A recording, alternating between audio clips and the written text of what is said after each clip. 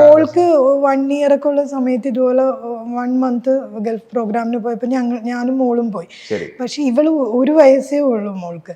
പക്ഷെ എനിക്ക് ഭയങ്കര ഇഷ്ടം. അപ്പം ഞാൻ വിചാരിച്ചു കുഞ്ഞ് കരഞ്ഞിട്ട് ഇനി ഫീഡിങ് ഒക്കെ ഉള്ളതുകൊണ്ട് ചിലപ്പോൾ കാണാൻ പറ്റില്ലായിരിക്കും എന്ന് വിചാരിച്ചു. അപ്പോൾ നഴ്സ് പറഞ്ഞു നീ ട്രൈ ചെയ്യ്, പറ്റില്ലെങ്കിൽ ഗ്രീൻ റൂമിൽ ഇരുന്നു എന്ന് പറഞ്ഞു.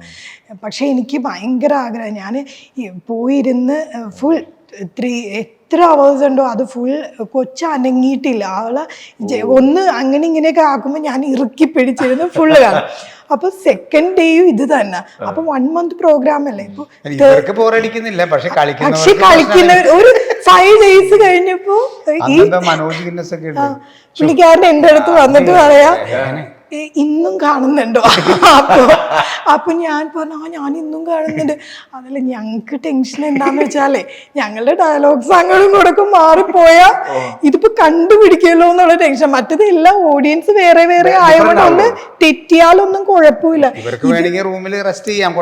തന്നെ എന്തിനാണ് ഇങ്ങനെ വന്നിരുന്നത് എല്ലാ ദിവസവും കണ്ടോണ്ട്. അപ്പൊ ഞാൻ പറഞ്ഞു അയ്യോ അതൊന്നും കുഴപ്പമില്ല, അതൊക്കെ വേറെ വേറെ ചെയ്യുമ്പോ അതും ഒരു എക്സ്പീരിയൻസ് അല്ലേ എന്ന് പറഞ്ഞു.